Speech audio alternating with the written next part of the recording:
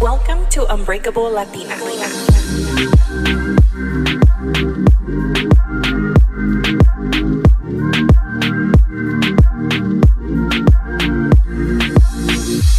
Hi guys, welcome back to Unbreakable Latina. This is your host Melina. I hope everyone had a wonderful week and a wonderful weekend. And I myself had a rough week at work, but what's new? And I found myself in this rut of being so freaking negative that I was kind of upset at myself on Friday. I just kept complaining about everything and it just, got me in this mood. I tried as much as I can. I went to the gym and that helped a lot, but at work I was just like a big negative Nancy and I hate being like that. But it's just everything kept going wrong and it was frustrating. And then fresh out of vacation, you feel like you don't even remember how to do your job. But I thought about it over the weekend. I had a good time yesterday. I hung out with my brother, my sister, my niece, my sister-in-law, and my mom. Had a really nice time. We went to San Juan Capistrano and we had lunch and it was just a great time. I am so thankful for all you new listeners. I guess some of my TikToks went viral and I never in a million years imagined having this many listeners. I just hit, I believe I remember it was February 12th. I checked my listens and we were at 2,000 and I was over the moon.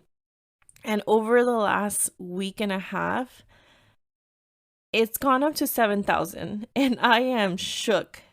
And I cannot believe it. And thank you all of you for reaching out, leaving reviews, liking my posts.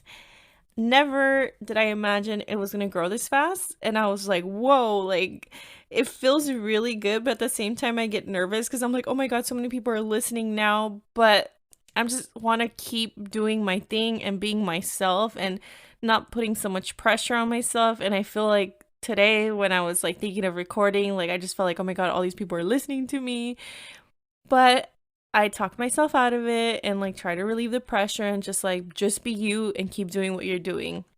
And that's something that's kind of difficult to do when all these people are listening, but I am so thankful for you guys. You guys don't understand. I've had I've had a lot of people reach out and tell me how they've related to the podcast and how they want to be on the podcast. And I think I kind of have it figured out of how am I going to have guests. I just have a lot going on right now. I'm going to be on vacation again this week. So as soon as I get back, I'm going to get back into the groove of things and I'll set up. I emailed a couple girls that emailed me and I'll have them on the podcast and a lot of cool stories that I'm going to bring to the podcast. So I'm super excited for that. But I did have a few of you ask for advice and I thought, oh, hey, maybe I should do an advice segment. By no means am I an expert in life, but I know there's people that don't have anybody to talk to or don't have sisters or brothers or anybody that they could confide in, or some people just rather get an outsider's opinion. And like I said, I'm not an expert, but I've had a few of you reach out and they're like, oh, I don't have a big sister. I feel like you're my prima and stuff like that. And it makes me feel so special and so cool. I gave advice to this one girl and I was just this is what I would tell my little sister. So if any of you guys are looking for advice and someone with experience, if you're younger, older, whatever, or you just need a friend to listen to, if you guys want to submit your stories, you can do that through my email. It's on the links on my TikTok. It's on my Instagram of my email. And just send it. If you want to be anonymous, if you want me to say your name, then I'll do that a big sis advice, I guess, or your prima giving you advice. I think that'd be a super cool thing to implement into the podcast. On today's podcast, I wanted to discuss the struggle kind of being a Mexican American. The other day, my mom and I went to King Taco, and sometimes I know that some of you have shared with me that you also struggle with this, but sometimes I think when I'm ordering food, I'm gonna get tacos, right? So voy a agarrar 5 tacos de asada. So when I'm in line, I start thinking, am I gonna order in Spanish or in English? It's so weird because I don't think, unless you speak another language, I don't think people have this dilemma. But like I was like, okay, I'm gonna say cinco tacos de asada, por favor. So I get to the register and I tell the girl, can I have cinco? I was like, ¿me puede dar cinco tacos de asada, por favor, con todo? And then she looked at me and she's like, you mean 5 asada tacos? And I was just like, yeah, that's what I just said. Like, I know you understand it. I'm pretty sure, like, people order tacos all day here. And not to be mean, but, like, she looked like me. Like, you definitely, not that I'm judging, because some people don't speak Spanish, but I had already heard this girl speak Spanish to multiple people ahead of me. And when I talked to her in Spanish, she just was like talking to me in English, and I was so confused because I was like, what's wrong with speaking Spanish? Like, I'm okay speaking Spanish. I always like, that's like my first thought when I order Mexican food. I always speak in Spanish. And it got me thinking of how I've always struggled with like that question of where are you from? And I'm like, what do you mean? Like, where am I from? Where are my parents from? Like, I was born here, but my parents are from Mexico. Is that what you mean? And I don't know if you guys struggle with that, but I always do. Growing up, all I spoke was Spanish until I went to school. And it was a struggle because some of my aunts from my mom's side of the family, my mom has peer brothers, and some of the wives of my uncles, which are my aunts, didn't speak any Spanish. They only spoke English. So like I would have a hard time communicating, but I think my mom did such a good job on teaching us Spanish at home. And then I think when I went um to elementary school, my classes were always bilingual. And I'm so thankful for that, but when I was younger, I would struggle a lot communicating with other family that didn't speak any Spanish, and I would tell my mom, "Oh, dile a mi tía que blah blah blah." And like my mom would tell them like what I meant, but I think it was like I hope that when I have children one day, I will speak to them in Spanish. And I know it's so hard because like even with my niece, like I try to talk to her in Spanish, but like my brother doesn't speak really good Spanish, and my sister-in-law probably speaks better Spanish than him, and she's not even Mexican or Hispanic. But it's a struggle, and I tell my brother, teach her Spanish, because it's so useful. It really is so useful, and it's part of our culture, and I think that we're losing it. I'm losing it myself. Like, I forget. Like, I don't use it at work anymore. I used to. I used to get paid more for speaking Spanish, but I don't work in customer service anymore, so I rarely use it. If I use it at home, it's Spanglish. And sometimes I feel like people judge me upon that because, like, my Spanish is not the best, but it's not the worst either. And I still try to talk to people in Spanish. And, like, it's nice to connect at work with other people that speak Spanish. And I love that. And I love being Mexican American. I love talking in both of my languages, and both of my language are Spanish and English. And I think that it was a struggle for me when I was growing up because it was like, okay, at home you're gonna speak Spanish. Cuando vayas a la escuela, puro inglés, porque allí vas a aprender el inglés. And I'm like, oh shoot, like what do I speak? And then you kind of get into this Spanglish, like. And I grew up in LA. I grew up in the city of Bell, and it was mostly Hispanic people. And if you guys have heard previous episodes, you know that I moved to the IE. I moved to Fontana when I was 13. Y cuando llegué a Fontana, like, I felt like I didn't belong because people were so different out here.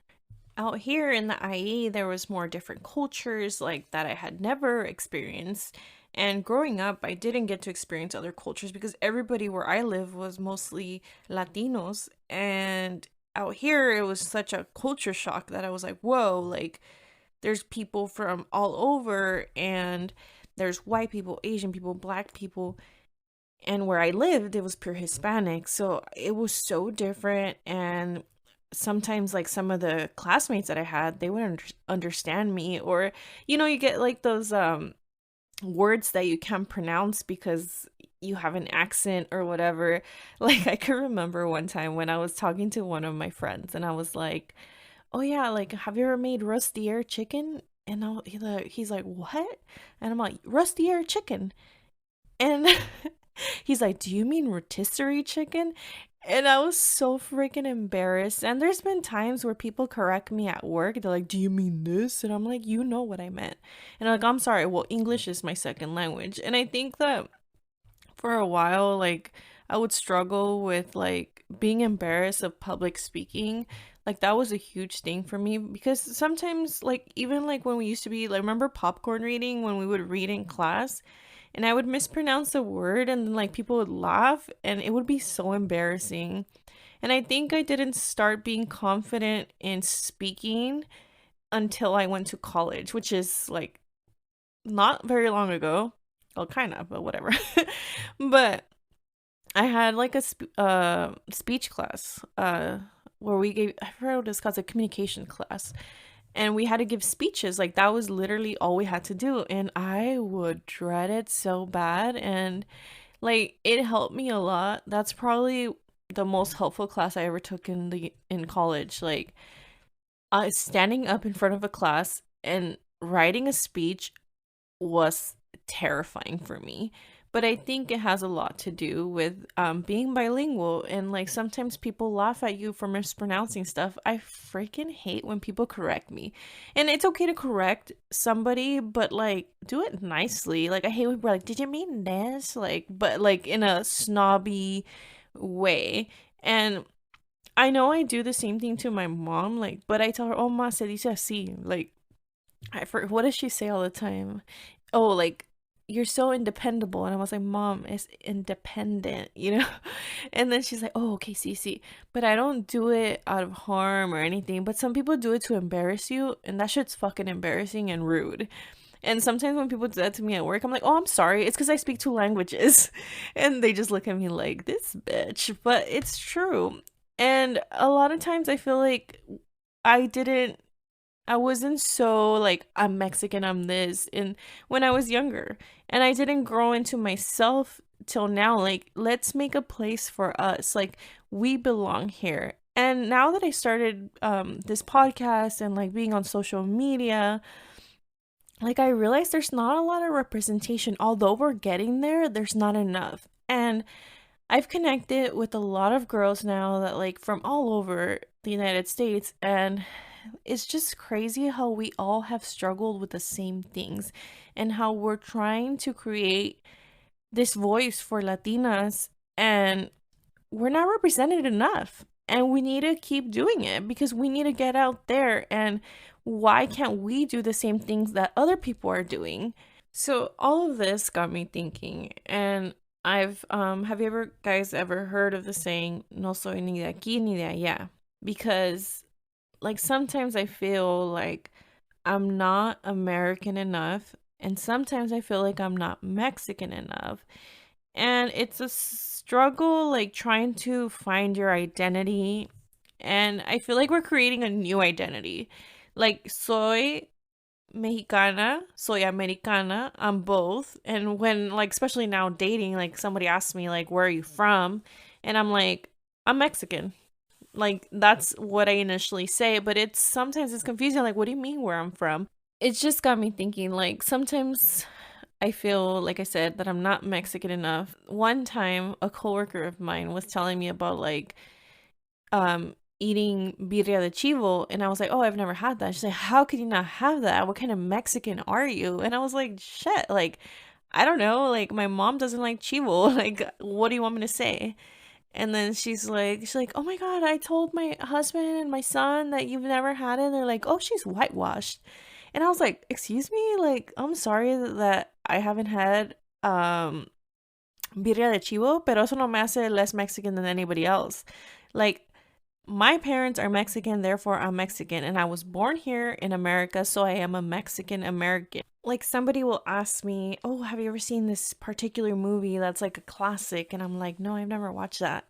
And they're like, "How could you never watch?" Like, "Oh my God, blah blah blah." And I'm like, it's like every person should know that movie.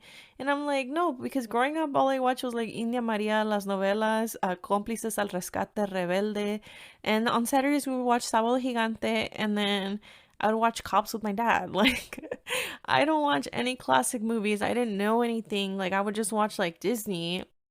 And even then, I probably didn't watch all the Disney movies. It was just, I grew up different. And it's okay, but that doesn't make me less American or less Mexican. But with all this being said, I have also been guilty for like trying to Like sometimes I'll be like, oh yeah, like have you ever had green chilaquiles? Instead it's like green chilaquiles verdes. And I think that now that I'm older, a little more inclined to speak in my language and not ashamed of it, because I don't think I was ever ashamed of it, but I wanted to fit in, and I catch myself sometimes reverting to trying to fit in and say it a certain way. My biggest pet peeve is when people ask me my name, and I'm like, my name is Melina. And they're like, what? Then they bust out with, like, can I call you Mel? And I'm like, no, it's Melina. If you learned how to say charcuterie board, you could learn how to say my name. And I think we just need to embrace that we're a different era of Mexican Americans and we speak Spanglish. And I like listening to Los Tigres del Norte, but I also like listening to Blink 182. And you just sometimes don't feel like you belong, but I feel like we need to start feeling like we do belong. This is what our new generations are going to be like. And we are not forgetting where we came from and what our family and what our parents have taught us, but we're also learning this new American culture. And when I have my kids, I hope they love everything I like. Like, I hope they still listen to banda and they still listen to Nirvana. And that's okay. And you don't have to be a certain way to be Mexican enough, and you don't have to be a certain way to be American enough. We are both. And it doesn't matter if your Spanish is not good enough. Some of us, we were taught that you speak English and that's what you're going to learn because we're going to live that American dream. And I don't ever forget that I am Mexican and I am navigating the world becoming this Mexican American professional. And it's okay to mispronounce words because it's my second language. And I just wanted to make this podcast because I just wanted to rant. No, but because I know that a lot of us struggle with that. And I wanted to share my experience. And sometimes you try to pretend to fit in and you want to fit in by pronouncing words a certain way and whatever, but it's okay to be Spanglish. Like, I don't know why it's frowned upon. Como a veces, like, my dad used to tell us, like, either you guys gonna speak Spanish or you're gonna speak English. Like, pick a side. You can't do both. And it's like, no, like, we want to do both. Porque entendemos las dos cosas. Like, I understand both languages. And when I talk to my sister in Spanglish, it's fine. And when I talk to my mom in Spanglish, it's okay. Because that's what we were taught. And that's all I have for you guys today. And I don't know exactly what I wanted to cover in this, but I hope that you can relate and let me know your thoughts. Next week, or this week, I'm going to see Bad Bunny, and I am so fucking excited. Um, I bought these tickets last year when the tickets dropped, so I did not pay like $1 million like a lot of people did, but I bought four. I bought two, one for my sister, her boyfriend, and I bought an extra one for me because I thought by now I'd be dating somebody. But I was wrong. So my cousin Kelvin said, I'm gonna sabotage all your dates so that way I could go to the concert with you. And he's gonna be the one going to the concert with me, and I'm super stoked. I've seen all the videos of people that seen him in LA. We're going to Vegas. We're flying out on Friday, and I am so pumped. I'm ready. Today I tried my outfit and I'm wearing pantalones because it's gonna be fucking cold and I'm not young anymore and I can't be all like in a short dress or whatever because me da frío, I'm an old lady. But I'm really excited. I'll try to record a podcast, but I don't know because it's gonna be a rough week because it's gonna be a short week and I have to get all my shit done before I leave on Friday. So I hope you guys have an amazing week and I will talk to you guys soon.